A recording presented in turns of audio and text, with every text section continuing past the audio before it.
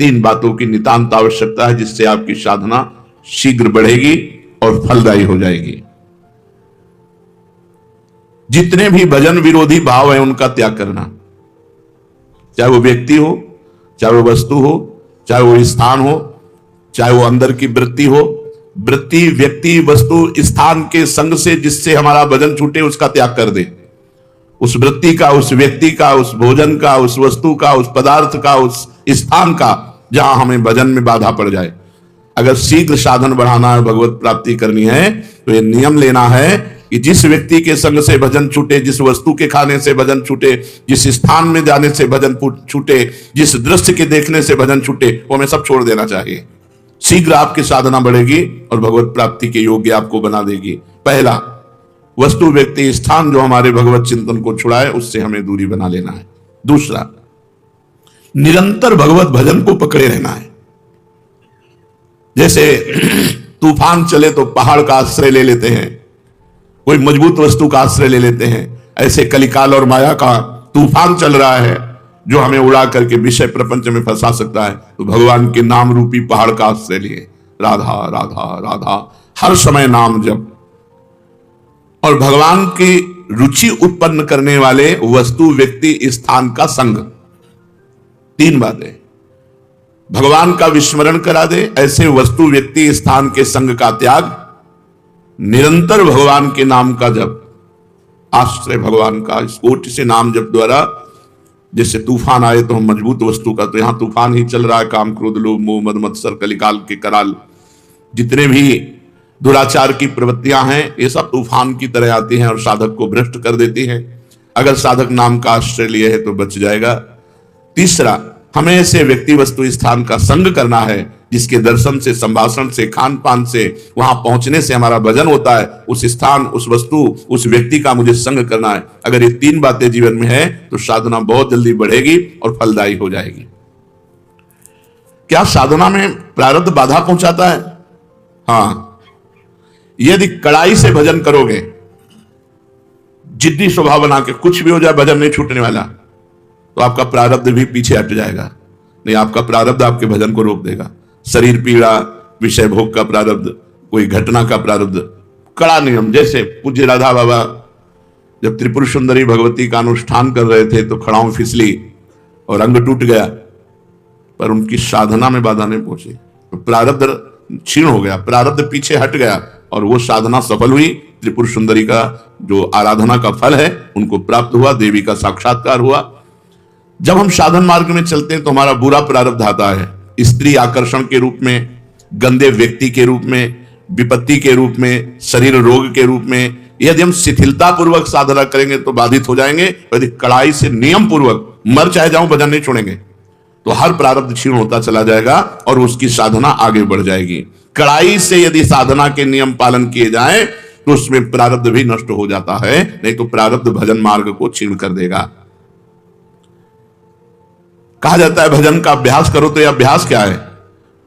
शरीर को बार बार भगवत सेवा में लगाना, मन को बार बार भगवान के नाम में लगाना, बुद्धि को बार बार भगवान के चरणों में लगाना, इसी को अभ्यास कहते हैं। बार बार शरीर से भगवान की सेवा करो, बार बार मन से भगवान का सुमिरन करो, बार बार बुद्धि को भगवान के रूप चिंतन में लगाओ, भगवान के महत्व में लगाओ, यह अभ्यास है। साधन में तत्परता नहीं आती जैसी आनी चाहिए, उसका क्या कारण है?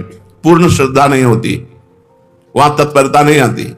जब हमें महत्व, बुद्धि और श्रद्धा हो जाएगी कि मुझे भगवत प्राप्ति ही करनी, तो साधना में तत्परता आ जाएगी। यह नियम है कि जहां हमारी महत्व बुद्धि होती है वहां हमारा चिंतन होता है, जहां चिंतन होता है उसी के मिलन की तत्परता आती है। तो प्रधान कारण है श्रद्धा ना होना, महत्व बुद्धि ना होना, इसलिए साधन में तत्परता नहीं आती। जब इस कोटि का महत्व नाम में हो जाए कि नाम के आगे नामी भी छोटा नजर आवे, जितना नाम से प्रेम है उतना नामी से प्रेम नहीं, इस कोटि की श्रद्धा, तब निरंतर नाम चलता है। साधना में जीवन किसे कह सकते हैं? सरल और साधु। सरल और साधुमय जीवन साधना में जीवन होता है। साधना में जीवन, सरल जीवन, साधु में जीवन। संत सरल चित जगत हित जान स्वभाव सने, जिनका स्वभाव होता है संत सरल चित, सरल चित, सरलता और साधुता, यह साधना का स्वरूप है। अगर साधन ठीक कर रहा है तो सरल और साधु स्वभाव वाला होगा। साधु स्वभाव क्या है?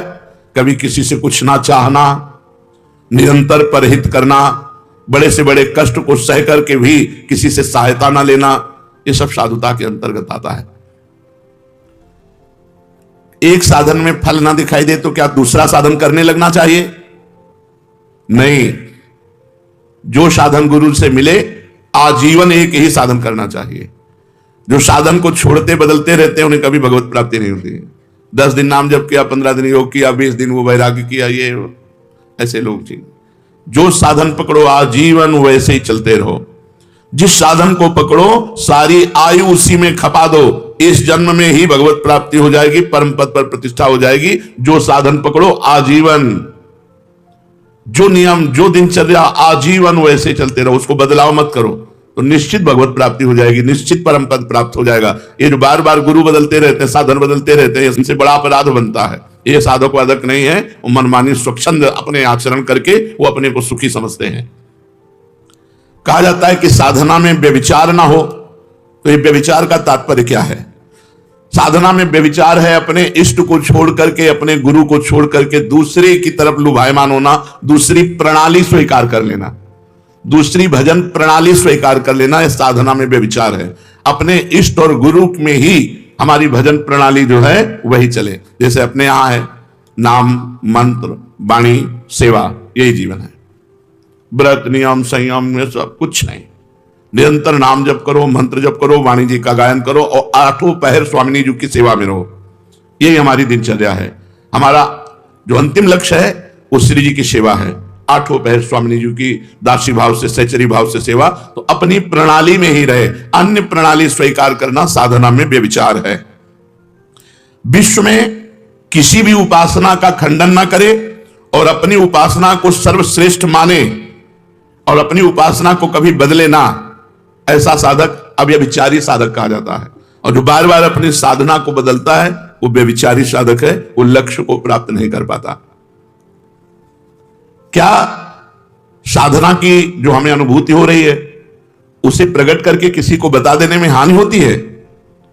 अपनी साधना और साधना की सफलता कभी भी किसी से नहीं बतानी चाहिए, नहीं बाधा पड़ जाएगी, पक्का बाधा पड़ जाएगी।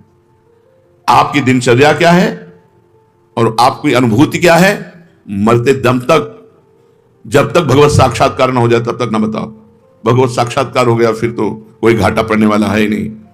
साधन काल में साधक को अपनी साधना और साधना की अनुभूति कभी किसी को भी नहीं बतानी चाहिए। चाहे कितना कोई आत्मीय हो, घर का हो, प्रेमी हो, अपनी साधना की और अपने साधन की अनुभूति की बात कभी नहीं कहनी चाहिए। आप कै बजे उठते हो, आपकी क्या साधना है, क्या 6 बजे ठाकुर जी उठा देते हैं, उठ जाते हैं, जो करवा लेते हैं, उसको प्रकट नहीं करना।